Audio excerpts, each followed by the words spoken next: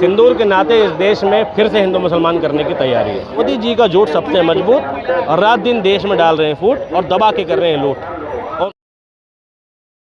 आप देख रहे हैं बाइट विद कशिश। देखिए मोदी जी के लगातार बयान आ रहे हैं, लगातार गुजरात जा रहे हैं, जयपुर जा रहे हैं, ना जाने अलग अलग जगह जाके ऑपरेशन सिंदूर की मार्केटिंग कर रहे हैं। ये विपक्ष का इल्जाम है, लेकिन अब उनका ये कहना है कि घर घर हम सिंदूर पहुंचाएंगे और उसको लेकर तमाम लोग अपनी अपनी प्रतिक्रियाएं दे रहे हैं। वही जानने के लिए मैं पहुंची हूँ। तो सबसे पहले मेरा यही सवाल है कि ऑपरेशन सिंदूर की मार्केटिंग हो रही है नहीं, क्या लगता है जनता? जब किसी के माथे का सिंदूर नहीं बचा सको तो सिंदूर बांटना पड़ता है, ये मजबूरी है मोदी जी की। दूसरी बात, सिंदूर के नाते इस देश में फिर से हिंदू मुसलमान करने की तैयारी है। मोदी जी सिंदूर क्यों बांट रहे हैं? क्योंकि वो अच्छे से जानते हैं कि एक कम्युनिटी सिंदूर यूज़ नहीं करती और एक कम्युनिटी सिंदूर यूज़ करती है। फिर जो कम्युनिटी सिंदूर यूज़ नहीं करेगी फिर कहेंगे देखो जी इन्होंने सिंदूर का अपमान कर दिया। वो ये सिंदूर को सिंदूर नहीं कहेंगे, ऑपरेशन सिंदूर कहेंगे। फिर कहेंगे सेना का अपमान कर दिया। फिर कह दिया मुसलमान तो इतना गद्दार होता है कि देखो जी सिंदूर भी नहीं ले रहा है। तो ये एक राजनीतिक स्ट्रेटेजी है जो मोदी जी सड़क ज़मीन पर उतारना चाहते हैं और बिहार का चुनाव साधना चाहते हैं। इससे ज़्यादा कुछ नहीं है। ये देश का दुर्भाग्य है कि देश के सर्वोच्च पद पे वो व्यक्ति बैठा है जो हर सूरत में अपनी सत्ता बचाना चाहता है, जो हर सूरत में अपना इलेक्शन देख रहा है, हर सूरत में अपने चुनाव को महत्वपूर्ण समझ रहा है। वो उसको देश की सेना से कोई लेना देना नहीं, देश के लोगों के जज्बात से कोई लेना देना नहीं। उसको देश के सिंदूर जिसे कहते हैं, सिंदूर नहीं होता। सिंदूर को सुहाग के रूप में देखा जाता है। सुहाग यानी हस्बैंड, हस्बैंड यानी रक्षक, पति। हम राष्ट्रपति बोलते हैं, राष्ट्र का दूल्हा नहीं, राष्ट्र का संरक्षक होता है। इसी तरीके से महिला का पति महिला का दूल्हा नहीं होता, महिला का रक्षक होता है। इसी तरीके से जब तुम सिंदूर बांट रहे हो तो रक्षक बांट रहे हो, रक्षा बांट रहे हो। अच्छा होता तुम सिंदूर की जगह इस देश में शिक्षा घर घर पहुंचाने की बात करो। अच्छा होगा तुम इस देश में सिंदूर की जगह इस देश में रोजगार पहुंचाने की बात करो, टेक्नोलॉजी पहुंचाने की बात करो। दुनिया आज एआई के मामले में कहां से कहां पहुंच रही है। भारत के पास अपना कुछ भी नहीं। कोई ग्रोक बना रहा है, कोई डीप सीक बना रहा है, लेकिन इंडिया का कुछ भी नहीं। हम सिंदूर बांट रहे हैं। भाई मैं ऑपरेशन सिंदूर का सम्मान करता हूँ, लेकिन बीजेपी के सिंदूर वाले इस प्रोजेक्ट का, ठीक है, बिल्कुल बॉयकॉट करता हूँ। मोदी जी इस देश को गुमराह करने का काम कर रहे हैं। लेकिन आप देखिए कि ऑपरेशन सिंदूर के बाद किस तरीके से धीरे धीरे करके पहले बीकानेर जाते हैं, उसके बाद गुजरात के गांधीनगर जाते हैं, और आप कह रहे हैं कि पश्चिम बंगाल भी जाएंगे, यूपी की तमाम जगह भी जाएंगे। इस वक्त ये सब घूमना जरूरी है? ये राजनीति के लिए जरूरी है। मैंने कहा ना, चुनावी राजा चुना है इस देश में। चुनावी राजा है, चुनाव ही साधेगा। मोदी जी की उपलब्धि इस देश में चुनाव के अलावा और कहीं नहीं पाई जाती। वो व्यक्ति चुनाव में एक्टिव हो जाता है। हाथरस का कांड होता है, मोदी जी का आता पता नहीं था। एक बेटी को रातों रात जिंदा जला दिया प्रशासन ने, पता नहीं था। मध्य प्रदेश में कोई सोफिया कुरैशी को आतंकवादियों की बहन कह देता है, कर्नल सोफिया कुरैशी को। भाई वो मोदी जी रात पता नहीं कहाँ थे, उनका खून नहीं खोला, सिंदूर नहीं दौड़ा। एक व्यक्ति कहता है सेना मोदी जी के चरणों में, मोदी जी का खून नहीं खोला। एक उनका पार्ट टाइम नेता और फुल टाइम बाबा, क्या नाम है, बाल मुकुंदाचार्य, वो तिरंगे से मुंह पोंछ लेता, खून नहीं खोलता।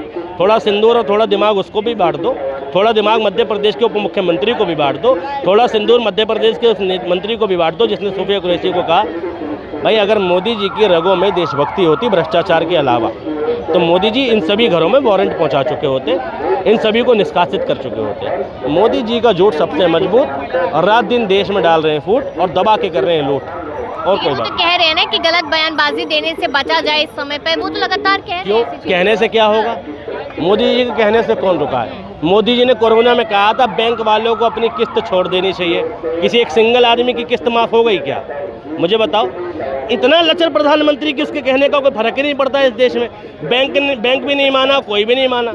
इतना लचर प्रधानमंत्री है, क्यों कहते हैं गाय के नाम पे हत्या नहीं होनी चाहिए, रात दिन हो रही है।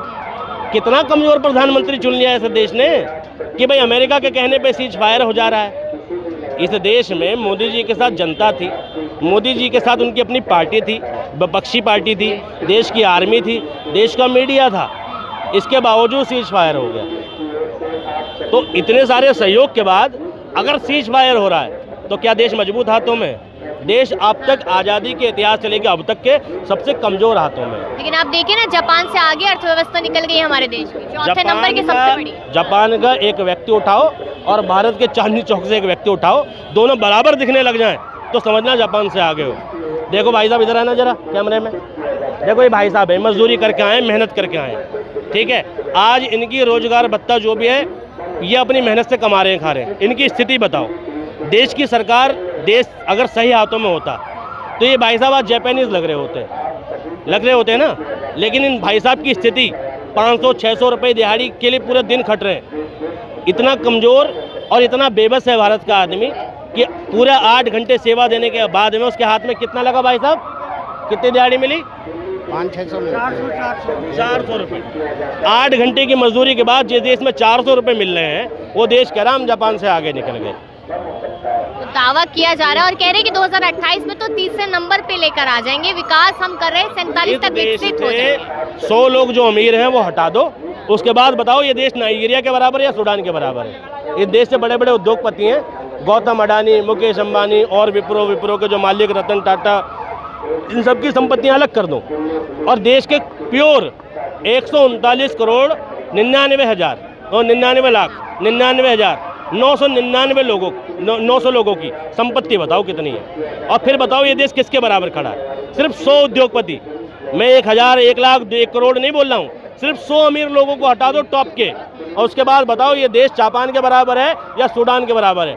दोनों में आन आता है, अब जापान या सूडान। सरकार के हिसाब से विकसित भारत 2047 तक बन जाएगा, लेकिन अब अगर मैं वापस से ऑपरेशन सिंदूर की बात करूं और जो सिंदूर बांटा जा रहा है उसकी, आपको नहीं लगता है कि तबके को बहुत मजबूत करने की कोशिश की जा रही है? क्योंकि हमेशा पार्टी कहती है उनकी कि हिंदू मजबूत होना चाहिए हमारा, हाँ, खतरे में होता है। वही तो कह रहा हूँ, अगर आतंकवादियों से कोई प्रेरित है तो भारतीय जनता पार्टी है, क्योंकि आतंकवादी भी धर्म पूछ के कार्रवाई करते हैं, धर्म पूछ के प्रताड़ना देते हैं, और ये भी धर्म पूछ के ही कर रहे हैं। धर्म पूछना आतंकवादियों का काम है, और मोदी जी तो समझ रहे हो, तो जब वो एक धर्म को टारगेट कर रहे हैं तो जाहिर सी बात है आतंकवादी भी एक ही धर्म की वाहवाह चाहते हैं और ये भी एक धर्म की वाहवाह चाहते हैं। कोई फर्क नहीं है बाहर पड़ोसी देश के आतंकवादी और इनमें।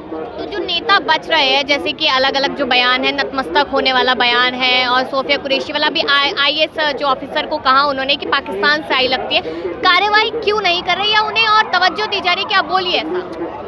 कार्रवाई नहीं होगी जी, इस देश में कार्रवाई होती है मुसलमानों पर, दलितों पे, शोषितों पे, वंचितों पे और गरीबों पे। कार्रवाई इस देश के उच्च वर्ग के लोगों पे नहीं होती, कार्रवाई इस देश में सत्ताधारी पार्टी के लोगों पे नहीं होती। जो व्यक्ति उस व्यक्ति को पार्टी से निष्कासित करने को राजी ना हो वो कार्रवाई कराएगा? तो मुझे लगता है कि वो व्यक्ति उस व्यक्ति के खिलाफ कार्रवाई कराएगा? कभी नहीं।